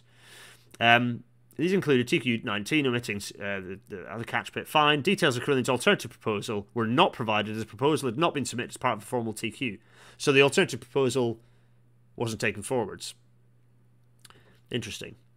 The remainder of the drain was installed in October and November 2012, and it involved extending the pipe already installed from that kind of as previously in May, through the as designed location of Catchment 18 to approximately the railway boundary. The work in 2012, so kind of let's see, comprised. Sorry, that's May. So that's October and November 2012, it was May 2011, so a long time afterwards that the rest of this was built. Work in 2012, also, so 7 further catch pits, 350 metres of pipe work, an inspection chamber. The drain was installed within a 3-metre wide strip of land alongside and outside the railway boundary. A second fence was installed parallel to the existing boundary fence to enclose this strip of land. Fine. Accepting the provision of the TQ responses, ARP was not involved during this during this phase of the project. So you can see here, this is the drain shortly after completion. This is a photograph that was taken by Network Rail. You can see the cutting down there. You can see the original fence line. You can see there's kind of the field above. You can see the digging they've done to kind of regrade. There's the drain and where it's been installed. So changes to the designer's requirements. The construction of a bund. Here we go. There is strong evidence that a bund was a feature constructed at about the time that the drain was completed. Evidence is that the feature is artificial, is provided by its relatively uniform cross-section, its linear alignment over a period of about 20 metres, and by construction debris, wire and small pieces of geotextile, found embedded in the bund. The bund is not shown on the detailed survey undertaken in May 2020 after removal of gorse from this area, is not shown on any ARP drawing, so it didn't exist before the construction works. The words used by Carillion to describe surface water flow in TQ20 are inconsistent with the presence of the bund. So they've not spotted the bund. That bund didn't exist. So the bund. So we can be very confident that bund did not exist. The bund crossed. Yeah, there's some evidence here. You can see that bund. That dotted line there is the bund, and that bund couldn't have existed because there is this sort of. You can see this.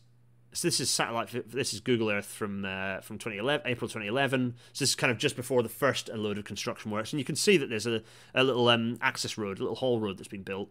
The bund just simply couldn't have been built at that. Couldn't have existed before because that access point is being used to get down here to access the lower part of the drain when it was built in May 2011, right? So by 2014, that bund is there and well grown over. So the bund was certainly built after construction, and certainly built within a few years of construction. Given that it's overgrown and everything, it's very likely it was built at the same time. And indeed, I think we're going to get to the point where, yes. So there we go. We're looking at this.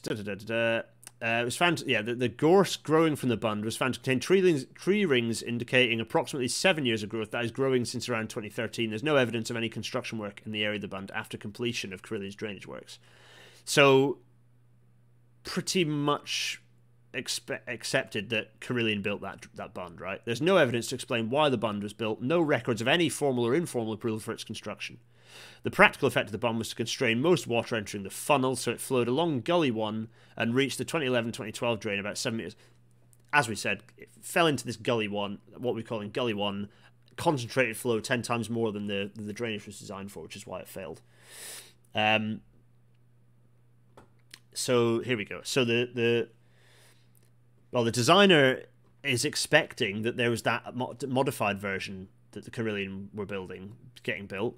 And the contractor, because of the delay between the first and second stages, the contractor has forgotten that they came up with a new design, and they're designing.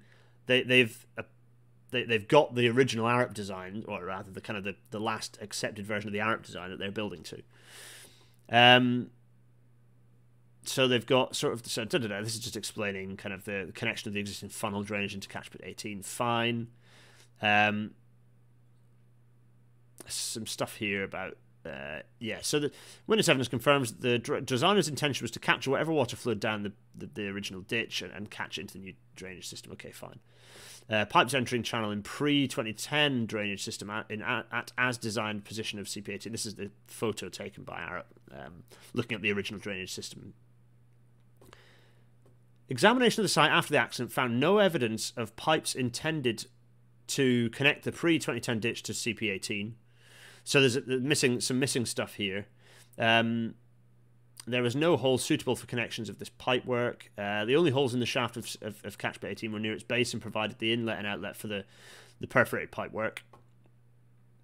No records have been located showing a formal or informal approval for omission of these pipe connections. So there was just, on a whim, contractors decided to skip those.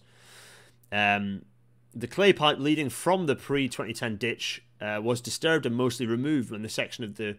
So basically, the May 2011 works, they removed that, presumably with the intention then of reinstating it soon afterwards. Obviously, the delays from the legal issue with the landowner, of course, screwed that up. Witness evidence suggests that an existing pipe was found after the work restarted, but at that time it was not connected to anything. Okay. Okay, fine. So the protection and reinstatement of this situation is not actually going to have been the key issue, because it was the bund, this stupid bund that built this that diverted most of the surface water away from the area and towards via Gully 1 towards the new drain. So there's a bit of consideration of what would happen if that bund hadn't been constructed. And so in the hypothetical scenario where that bund didn't exist, most surface water in the funnel would have flowed into the bottom of the funnel feature that we're talking about, of the old drainage system. There would have been no large water flows over the drain upslope of so that the new drain wouldn't have had these surges of water into it. All the flow reaching the bottom funnel would have passed through the pipe into the catch pit, and there would have been no washout. So that issue is not such an issue. Without the bund, even with the omission, you wouldn't have had the problems. But we would have had a washout of the drain downslope of Catchment 18, and it would have reduced the likelihood of kind of... Yeah, that basically it's saying that, it would have had a washout further down though, but the assessment is that washout, the volume of material that would have been washed out, so actually more than... Yeah, so about half the material that was washed out came from below that Catchment 18. So in the hypothetical scenario of no bund and no connection from the funnel bottom into CP18, the washed out volume and therefore the depth of debris over the rails would have been significantly reduced. This would have reduced the likelihood of the left-hand leading wheel lifting onto the railhead and into derailment. So they're saying that without the bund, even with the screw-up that they've done further down, that bund is the problem and causing the issues. So relocating Catchment 18. So okay, fine. So there's this. Let me just go through and see. So the relocation of Catchment 18. Let's skip forwards to. So they're going to talk about the bund. So there's the no evidence of the ditch, no evidence of function drain. Okay, so that's not a huge. We can skip over that bit. I think the lack of geotextile lining to the trench is clearly critical. So we know that's critical. Geotextile was just entirely omitted in the area of the washout, as shown by post-accident excavation of the drain. Let's see. This is... Yeah, it's just pointing out that it's a sheet which allows water but not fine soil particles to pass through it. That's what a geotextile is, yeah. Let's see what it says about Carillion. Let's see. So... Okay, the absence of the geotextile. So this is where the geotextile was supposed to be installed. See, looping around to provide protection and also to sort of hold together the So you've got, on one side, you've got the geotextile, on the other side, you've got an impermeable membrane. So it's encouraging flow into the pipe. That's the whole point of it. It's encouraging flow into the pipe and stopping fines from reaching into the pipe as well. So what I mean by that is you've got these nice aggregates that form a nice matrix for that water flow. The last thing you want is for like fine mud to be washed through them, which is why I use the geotextile. The absence of that geotextile would have allowed fine soil particles to enter the gravel during the years between construction and the accident, which is a possible explanation for the proportion of fine particles exceeding the amount specified by the designer. The finer particles would have impeded the flow of water from the ground surface to the pipe, and so increased the amount of water flowing over the surface of the drain, and thus increased the likelihood of a washout. However, even if water flow was not impeded by the fine particles, the gravel and pipe perforations would not have had the capacity to transport the amount of water likely to have arrived at the drain from Gully 1. From this focused, it still would have failed as a result of the Gully 1 thing. So the geotextile mixed impact on the failure.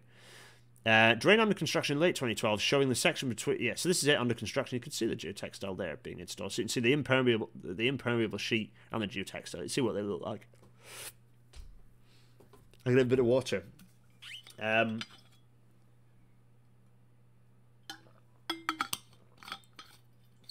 So,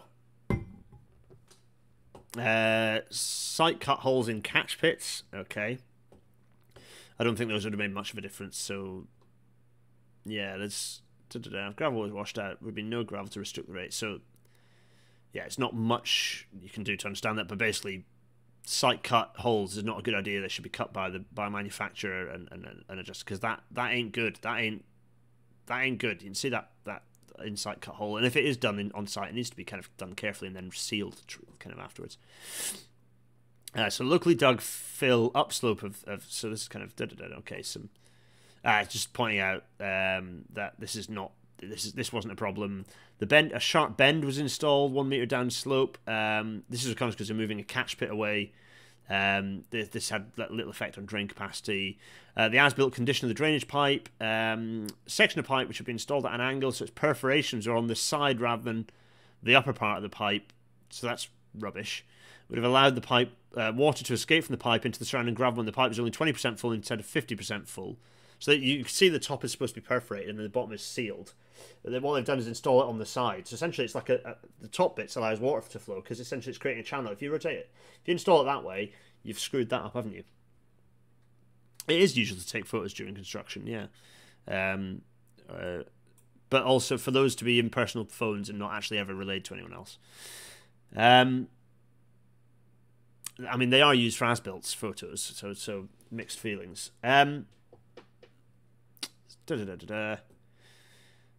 So the steep grade. So this wouldn't have had any particular impact given the situation.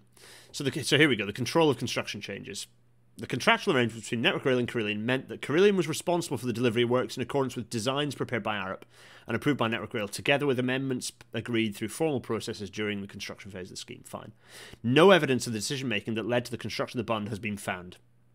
Furthermore, there is no evidence that changes such as construction of the bund, movement of the catch pit, and a remission of the connections to that catch pit were dealt with as part of a formal design change process. Changes of this type should have been referred to Arup as the designer. Through the technical query process, it is possible that this would have resulted in Arup identifying and resolving the mismatch between its design and the circumstances on site. It's not possible, I'd say it's highly likely. But yeah, I think they're being RAIB restrained in that point.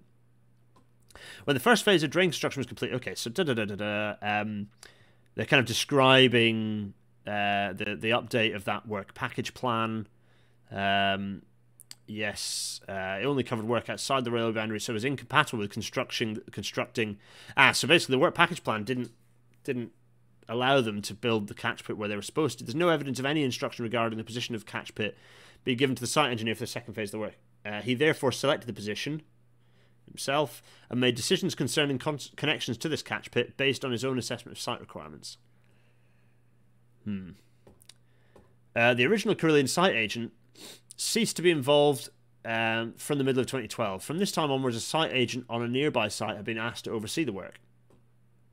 His involvement was limited on the basis that the work was considered to be within the competence of the site foreman and the second phase site engineer. Although both the first and second phase site engineers were aware of the requirements relating to technical queries, ARUP's records indicate that no queries were made for the alterations to that catch bit 18 or the changes described. Yeah, okay, so basically, yeah, okay. Network Rail's project team were probably unaware that the drain as built was significantly different to that intended by the designer and therefore did not take action. That's a definite causal factor. So it's in accordance with the design and build arrangement. So Carillion were the key interface with Network Rail. ARUP were just providing design services to Carillion. That's a kind of a key thing to kind of point out. So there's a description of the various processes. 02009 is the roles and responsibilities in accordance with CDM. That's the standard that we refer to. 088 describes the interface between different internal organizations, maintenance organization, and project team, including the contractor. Yes. The process is to define Network Rail staff roles during a project. The project manager, yep. The DPE, who's the lead technical assurance person in charge of a number of other project engineers. So the DPE is kind of the lead technical person. Person appointed by Network Rail accountable for the coordination and integration of technical and engineering aspects. Yes. And then inputs from the relevant asset managers. Fine. So, okay, let's kind of whiz through this. This is talking about the various forms, the relationship, the scheduler deliverables, interaction between the route asset manager and the design, and then the contractor. Fine. There was no stated requirement for the DP to personally inspect the works during construction. They were tasked by the standard 02009 to formally accept the construction on behalf of Network Rail. So it's kind of on the DP to build a relationship of trust or to go and inspect themselves that construction work. The standard allowed for this acceptance to be based on a sample review of a submission made by the construction team and confirmation that proper quality assurance processes were in place. You assume a competent contractor, right? You make that assumption. It's quite reasonable to make that assumption because that contractor can only operate within a legal framework that says they are competent to do so. No such submissions or evidence of formal acceptance of design changes have been found by our RAIB. The Network Rail team also included a construction manager who visited the site regularly and was also responsible for overseeing other projects. Witness evidence shows that his main responsibility was to monitor site safety arrangements. They also checked the general standard of work, but not the detail of every item. As Network Rail was not responsible for the design, he would not normally be consulted when technical queries were raised, or be involved in any design decisions. Okay. There are no surviving records of the work undertaken or of any site meetings or discussions. Okay, so no surviving records of work undertaken. There's no as-builts here. Unless informed verbally or through correspondence, Network Rail staff would not have been aware of changes made during construction. So there are no red line drawings, no as-built drawings. A red line drawing where you've got an as-built, where yes, you'd have red lines marked up from the design. You have the AFC, the approved for construction drawing, which would have a stamp from the designer saying approved for construction. You then have red lines marked on that, or scribbles marked on that, whatever it happens to be, by the installation team, the contractor, saying, look, we changed this, we moved this. And then what should happen is that would then get processed into an as-built drawing, a Z01, or sometimes they're called, but an as-built drawing that the designer would create and then submit to Network Rail for their records as part of the health and safety file. That's the process that it should be. Clearly did not happen. So here we go. Some stuff about contracting licenses. Let's whiz through that. It's a bit about the principal contractor licenses. So essentially, yeah, okay, so that's fine. We can skip through that. So here we go. As-built drawings and records. So this is saying as-built drawings are absolutely necessary. Completion of the as-built drawings by ARUP would have provided an opportunity for it to recognise that the works had not been completed in accordance with its design. Absolutely. Despite the following requests from ARUP to Carillion in late 2011, witness evidence shows that it did not receive the information needed to complete the as-built drawings. Here are comments from ARUP. This is key. So this for me is like the designer is kind of pushing for this. I'm conscious that we have not issued as-built drawings to you for the current works. These form part of the original agreed scope of work. Since my last visit to site in June 2011, I understand Carillion have completed the works Could you please arrange to provide us with your markups of the AFC drawings so we can update and issue the as-built set? That was from October 2011 when they were unaware the drainage work was incomplete. So that was just a message sent with them reckoning that it probably had been. And then by December 2011, another comment saying, which was to, so that was to, so you'll recall we are still waiting for the corrections to the construction drawings so we can issue the final as-built drawings. 02009, the standard, requires the DPE to verify that as-built records accurately reflected the status of the infrastructure to be taken into operational use by Network Rail. So there's the sort of standard clauses. There are no records to confirm that the DPE had done this, so that they have to take some ownership of this. Here we go. So RAIB also observes that the Cdm regulations required that a health and safety file be prepared, which should contain all the information that might be needed for future construction activities involving the new and modified asset. It's generally considered essential to include as-built drawings as part of a health and safety file, since they are needed for future construction activities involving the asset. It's the responsibility of the CDM coordinator to ensure that all of the information that is needed is assembled. So that would have been Network Rail here. Although witness evidence suggests the possibility of some associated documentation being provided by Carillion, no trace of the health and safety file or the as-built drawings has been found.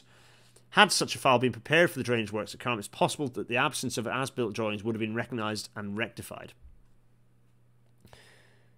Yeah, really not good. And I have to just to Matt Reed is saying this sounds awful and should not have happened. How many other projects has this happened? I'm sorry, this is incredibly frequent. There's no two ways about it. This is incredibly frequent. I've been on several projects where I've chased as-built and to this day I've still, it's one of the things I did after this when the report came out, is go back through and look at my as-built situations and check if any situations could, whether there is any risk associated with these sorts of situations. I'm in a position now as a CRE where none of my CRE jobs have not had as-builts that I've been aware have been produced, and then essentially, because as a CRE I'm generally responsible for seeing those as-builts getting signed off. So here we go. So shortly after drain was completed,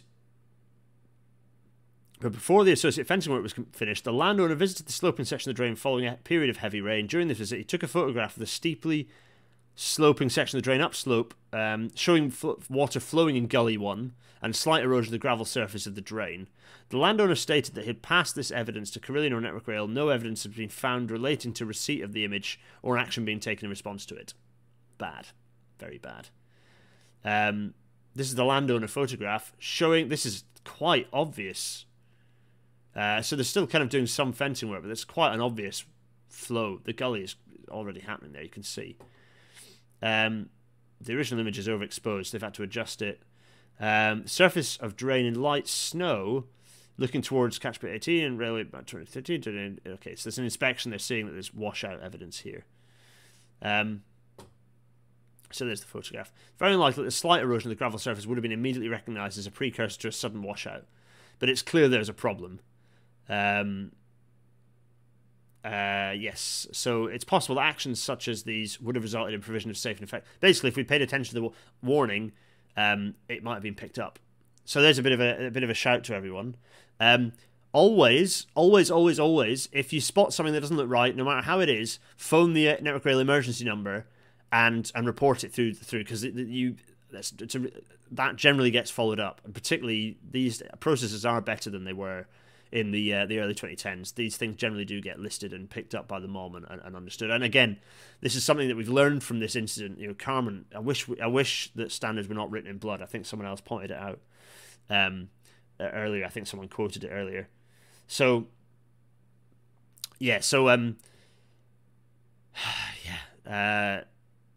phone that number if you spot something. So the risk to train operation from summer convective storms. Okay, so that's the drainage stuff. We're now looking at the kind of the management of the railway, and I think, given I know that we're I'm going to go big face briefly just to say, look, I think, given where we're at with it, I think it'd be worthwhile in us. I think it'd be worthwhile in us skipping. Well, not skipping. I think it'd be worthwhile in us looking to sort of go forward, kind of draw this episode to a conclusion, and then make progress. And kind of we'll again, we'll not have any news. We'll make specific progress. I think we'll go. So having introduced and then just looked at drainage, we'll then look at operations because there's a lot for us to learn from that as well. But I think what I'll do is go back to to sort of close out now. I say I'm waffling because I'm just making sure, but I'm gonna close this out at this point, given that we've been going for nearly 2 hours already. I think that's enough for part one. We'll look to kind of continue this. I think it's really important that we do continue it. I think so, Graham. I think it's a convenient place to stop. So we'll do as many of these as we need to get through it, because I think there's a lot to learn. And to be honest, as we go through each one, I'll probably pull out more details as we go through as well. So it's absolutely worthwhile, I think. Yeah, John, you're right. Does it show the gully? If I go back to here and go small face, yeah, it's difficult to see, isn't it? It kind of looks a bit like it does, but it's not entirely obvious from this photo. It really isn't entirely obvious from this photo, is it? Yes, it is a heavy report to digest. I think it's time for us to move through. So let's get rid of my face and go back to the slides. I think really it's going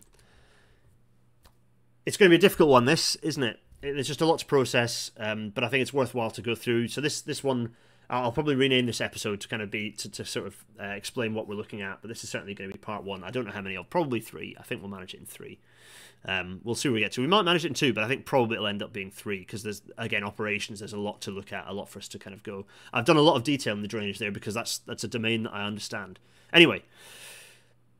This is, of course, going to be available in audio-only format. You can listen to it on all good podcasting platforms. You can support me to continue to do this stuff if you think it's important by going to patreon.com/Gareth Dennis. And for anyone who's been worrying about all the different things they support, I read a good thread about, like, I want to support lots of things, but I can't afford to do so. Just to shout that if you do support, you can do so for £1. It's £1 a month. It is super cheap. It's not £3, not £5, not £5. It's just £1 a month is the amount that you could be supporting. Others support for more. Some of you are in the chat. I'm always very grateful for it. But you can support for just £1, and you get bonus goodies. Maths get merch. I need to chase them if the Abolish the Treasury mug is up, actually, because I really want one in the office. But yeah, I'm going to do that.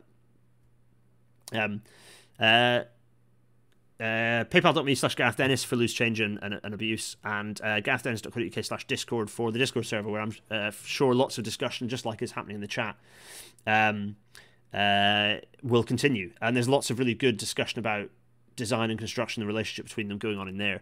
And it makes me think that there needs to be a CDM episode, doesn't there, really? Yes. So next week is an episode with Harry Burr.